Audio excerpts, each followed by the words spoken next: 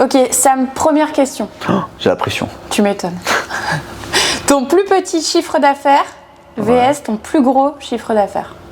Toute boîte confondue. Alors mon plus petit chiffre d'affaires, c'est pas compliqué, c'est une perte. Ok. C'est moins 330 000 euros. Ouais, quand même. Ouais. C'est pendant le Covid. Ok. Du coup.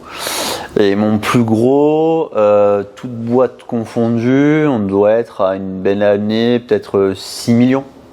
Ok, deuxième question. Tu es quelqu'un de très exigeant. Est-ce que ton exigence ne t'a pas montré une image de toi jamais content? Complètement.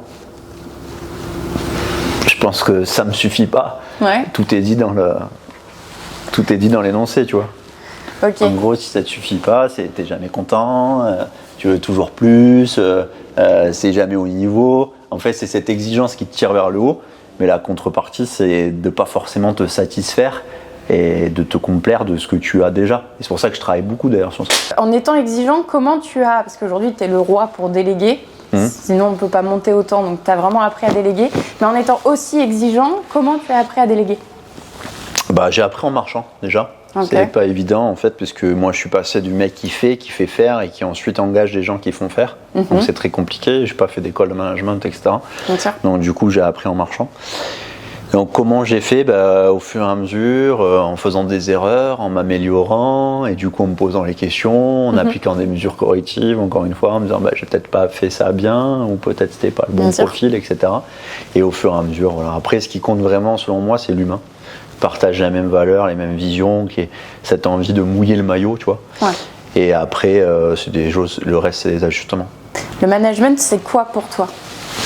Le management, c'est arriver à transmettre au quotidien, parce que pour moi un manager c'est quelqu'un qui a des rapports réguliers, une vision, des valeurs, des principes, et arriver à faire en sorte de donner du sens et d'amener une équipe vers des objectifs, vers des performances, sans pour autant être le chef, mais plutôt incarné en tant que leader. C'est-à-dire, en fait, je déteste les gens qui disent « fais ce que je dis, mais fais pas ce que je fais ». Pour moi, tu es manager, tu dois montrer l'exemple, tu dois être un leader et tu dois être le premier, en fait, et montrer l'exemple et arriver à faire performer ton équipe. Qu'est-ce que tu réponds à une personne qui est jalouse, envieuse et qui du coup aura tendance à te critiquer? Bon, déjà, il faudrait qu'elle me critique en face. Et honnêtement, ça arrive jamais. Parce que en fait, jaloux, envieux, etc., ça m'arrive jamais en face. En fait, c'est des choses que j'entends. D'accord. Après, forcément, quand tu fais des choses dans ta vie, que tu t'exposes et que tu en réussis certaines, forcément, tu peux avoir des gens jaloux, etc. Moi, je dirais plutôt des fois aigris. Et en fait, je prends jamais contre moi. Je me dis que en fait, si la personne elle dit ça, c'est qu'elle est pas bien dans sa vie. J'ai plus envie de l'aider qu'autre chose. Après, t'as les haineux, tu vois, qui sont vraiment en mode voilà. Méchant, et puis après, sinon, l'idée c'est soit d'aider la personne, tu vois, soit de lui faire se rendre compte qu'en fait la partie qu'elle voit n'est que la partie visible de l'iceberg. Et c'est pour ça que ta mission me plaît autant. Faut-il être un bon salarié pour devenir un bon chef d'entreprise? C'est compliqué ça. Ça dépend ce qu'on appelle bon. C'est les critères d'attribution du mot bon. Parce que tu peux, à mon avis, pas forcément être un bon salarié. Bon, c'est difficile, il faudrait le définir, mais bref. Et être un bon chef d'entreprise tout simplement parce que tu ne te plaisais pas dans le salariat, parce qu'il y a salarié et salarié. En fait, si tu veux, ça dépend de ta direction, ça dépend de ton manager, ça dépend de l'entreprise dans laquelle tu évolues. Et en fait, si tu ne te plais pas, grosso modo, tu vas être pas bon, puisque en gros, tu vas pas être bien et le patron en général, l'entreprise va pas être bien non plus et satisfaite. On va dire que tu n'es pas bon. Et peut-être tout simplement, c'est que quand tu n'es pas apprécié à ta juste valeur, c'est juste que tu n'es pas au bon endroit. Et peut-être que simplement en changeant d'endroit, que ce soit de boîte ou de prisme, en devenant toi-même l'acteur, peut-être que du coup tu seras bon. Donc pour moi, ça peut pas être corrélé. Si tu es bon ou pas bon, ça dépend de plein de sujets. C'était quoi alors toute boîte confondue, mais je parle notamment sur le début puisque ça a dû changer, mais c'était quoi les premiers moteurs qui ont fait que tu as voulu ouvrir des boîtes? Tu sais, ça peut être l'argent, ça peut être le pouvoir, ça peut être plein de choses. La création pure. Non, à la base, j'avais. Ou le fait de prouver aussi, non. J'étais super bien avec le gars chez qui je travaillais là, en France, où j'avais 5 gars à m'occuper. Ouais. Mais en fait, il n'était pas forcément bon gestionnaire. Je sentais qu'il n'y avait pas de perspective pour moi. J'avais du mal, tu vois. Je gagnais 1600 €. Je me voyais. Enfin, je voyais pas de perspective, et donc je me suis dit, si je veux des perspectives et si je veux faire plus, soit je change de boîte, soit je crée ma boîte. Et donc j'ai plutôt choisi de créer ma boîte. Donc tu avais le moteur de l'argent aussi quand même. Ouais, on va dire que c'était le moteur de l'argent parce que du coup je me disais que j'aspirais un petit peu à mieux. Ouais, bien sûr. Et puis même après, tu vois, donc il y avait le moteur de l'argent, c'est sûr, mais il y avait aussi le truc de faire ton truc, tu vois. De faire ton truc à ton image, etc. Parce que très honnêtement, j'avais le moteur de l'argent. J'avais le moteur de l'argent, mais c'est débile. Puisque les premières années, je gagnais 0. Oui. Puis après, la deuxième année, je gagnais 1000 € par mois. Ouais. Donc au final, je gagnais moins. Mais c'était pas pareil. Je savais que derrière, si je faisais ce qu'il fallait, j'avais l'intime conviction que j'allais réussir à faire quelque chose. Penses-tu je connais déjà la réponse, mais penses-tu qu'on peut réussir seul ?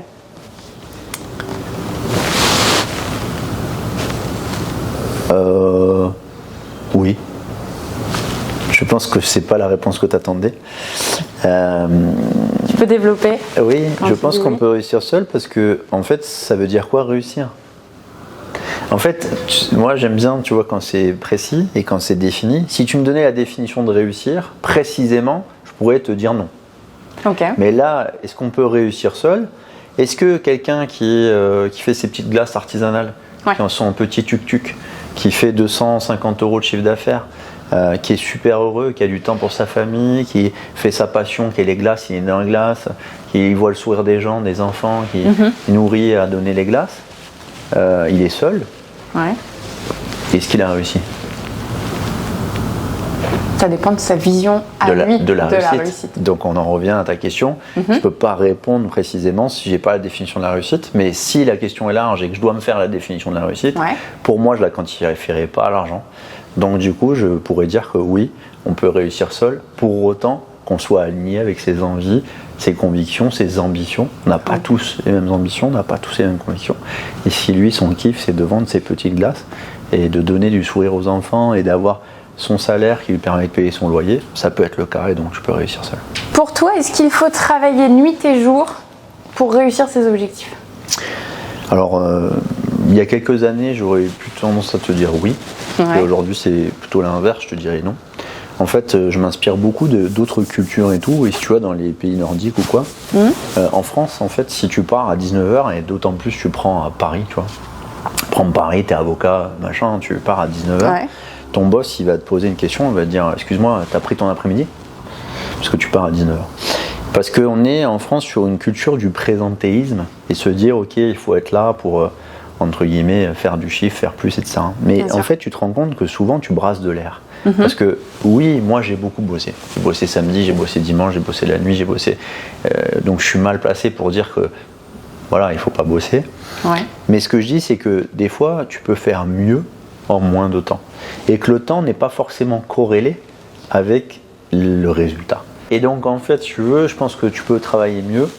Et au contraire, dans les pays nordiques, ça je disais de l'Est, les mecs au bureau qui sont là genre à 18h, en fait, ils sont vus inversement. On dit, mais attends, mais pourquoi il est là encore à 18h ? Et là, regarde ce qu'ils vont dire. Mais attends, alors qu'en France, ils disent, mais c'est une branleuse parce qu'elle est partie. Mais attends, elle n'a pas réussi à s'organiser dans sa journée pour sortir son taf. Elle n'a pas réussi à faire ses objectifs. Elle est obligée de rester 1 heure de plus. Mais en fait, elle n'est pas efficiente, la nana. Elle brasse de l'air. Voilà. Donc en fait, si tu veux, forcément, en fait, c'est un peu comme le chiffre d'affaires et le bénéfice. Oui. Tu peux pas faire des énormes bénéfices si tu fais pas le chiffre d'affaires, parce que le chiffre d'affaires, il y a une part, en fait, si tu veux, d'indicateurs. Néanmoins, ce qui compte, c'est pas le chiffre d'affaires, c'est le bénéfice. Et en fait, donc du coup, tout dépend des milieux, des domaines, etc. Mais je crois qu'on n'est pas obligé de travailler très dur pour avoir des bons résultats. Après, il y a aussi des phases de vie, phase de lancement d'une société, phase de création, phase de trucs, où forcément tu dois travailler un peu plus, tu dois te donner un peu plus. Mais il faut travailler cette culture-là, temps passé profit, et te dire, ok, est-ce que je mène les bonnes actions, est-ce que je tape au bon endroit, ou est-ce que je brasse de l'air? Est-ce que pour toi la réussite, encore une fois dans le sens très large du mot, mais est-ce que c'est seulement une affaire de persévérance?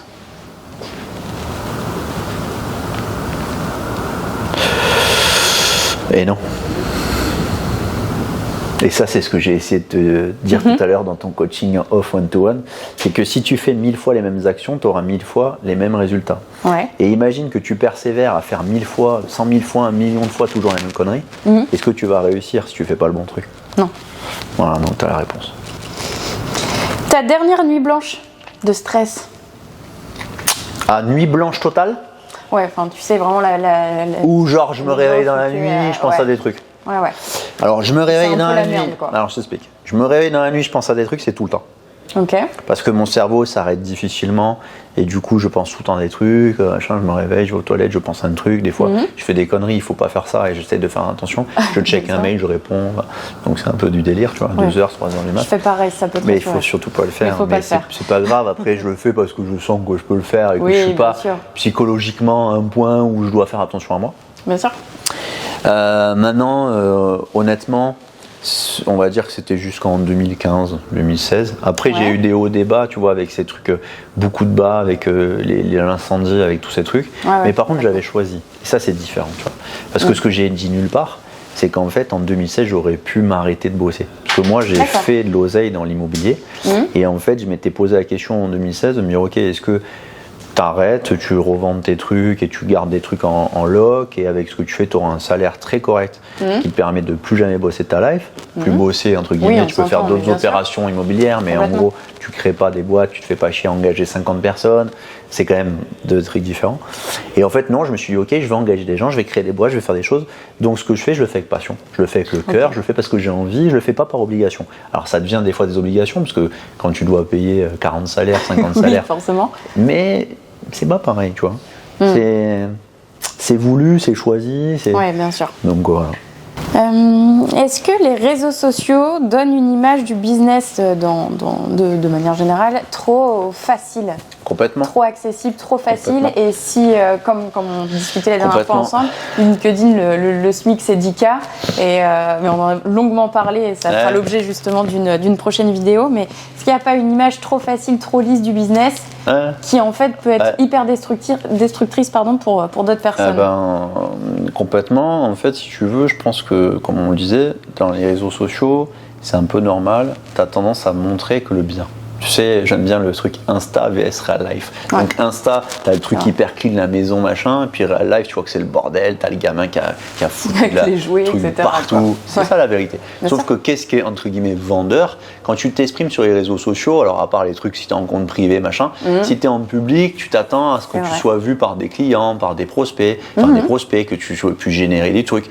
Le mec, tu vas lui vendre quoi? Tu vas lui vendre que c'est la merde. Tu vas forcément montrer la face visible. Et quand bien même en réseau familial, tu as fait un paddle, moi j'en fais beaucoup, hein. Tu as joué au tennis, c'est sympa, tu vas le poster. Etc., Par contre, tu t'es engueulé avec ta meuf, machin, est-ce que tu vas poster ça? Non. Donc à un moment donné, oui, ça donne une image facile parce que finalement, en règle générale, et moi le premier, je m'attache qu'au positif. Et donc j'ai envie de montrer du positif. Après, ça donne l'envers du décor, on en avait parlé, des gens qui peuvent se dire putain mais lui c'est facile, il n'a pas de galère. Et c'est pour ça que de suite j'ai répondu présent en te disant que ça me faisait super plaisir de parler des difficultés parce que ça montre la face visible de l'iceberg. Mais si ta mission de base n'était pas ça, on n'aurait pas parlé de ça. Je t'aurais montré les voitures. Quand je fais visiter mes boîtes, tu crois que je raconte que j'ai des merdes dans l'assurance, des trucs, des machins? Je n'ai rien à cacher. Si le mec me pose la question, t'as galéré pour l'assurance? Ah ouais, je lui raconte. Mais je vais pas mettre ça en avant. Donc si tu veux, c'est logique. Et avant-dernière question, le travail paye toujours? Le travail paye toujours? Bah encore une fois, non. Pour moi, ça revient un peu avec le truc, c'est que si tu fais du taf mais que tu fais pas le bon taf, tu n'auras pas des bons résultats. Et donc ça marche pas. Après, par contre, ce qui est sûr, c'est que si tu travailles pas, ça va pas tomber du ciel. Ça, c'est sûr. Voilà. Mais par contre, le travail paye toujours, non. Parce qu'il faut.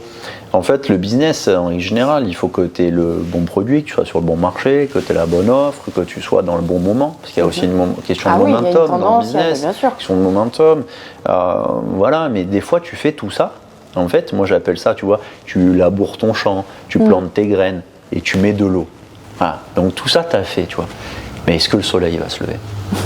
Non, mais oui, si, t'as raison, bien sûr. Par contre, c'est sûr que si tu laboures pas le champ, parce que voilà, si tu plantes tes graines avec les pieds et si tu oublies de mettre de l'eau, tout est dit dans l'énoncé. Bien sûr. Et dernière question, chez Dionys, t'as planté une voiture en lisant des commentaires LinkedIn? Non, non. Alors, j'ai pas planté une voiture, j'ai planté ma voiture. Dans un palmier. Et en fait, tu vois, l'anecdote, elle est drôle, c'est que quand j'ai pris le local et que j'ai planté des palmiers, j'ai un mec qui m'a dit, mais t'es fou d'avoir planté des palmiers en plein milieu. Mais je lui ai dit, tu vois pas la perspective que ça crée, c'est magnifique, ça fait une allée. Ah, c'est très beau, ça c'est comme dans les belles maisons, tu vois, t'as une allée, tout ça. Il m'a dit, oui, c'est beau, mais tu verras, un jour, il y a un connard qui va s'en manger un. Et j'ai dit, frérot, le truc, il fait 7 mètres de haut, ils sont comme ça, tu vois. Faudrait être con, quoi. Faudrait être con. Et en fait, je partais avec ma voiture. Et c'était un soir et le soleil était en train de se coucher. Et du coup, j'ai démarré au début de la concession, j'ai fait 30 mètres. Et le soleil rasant comme ça, j'ai mis la main au niveau du soleil, tu vois. Non, j'ai regardé devant moi, mais je voyais que 2 tiers du pare-brise. Et sur la partie droite, là, wow, j'ai pris plein fer, l'arbre, je l'ai couché. C'est une grosse voiture, un Defender plié. Voilà. Donc, mais c'était pas en lisant mes commentaires LinkedIn. Mais j'ai la photo, donc on vous mettra la photo. Voilà, on mettra la photo. Mais c'était pas en lisant mes commentaires LinkedIn, même si en effet je suis pas mal actif sur LinkedIn ces derniers temps. Ok, merci Sam. Eh ben, avec plaisir, c'était sympa. C'est très cool. Et puis si tu as un jour 5 heures de plus, je pourrais te donner quelques anecdotes en plus. Bah, écoute, c'est fort possible pour la suite de la chaîne. Allez, on y va, il faut les travailler un peu.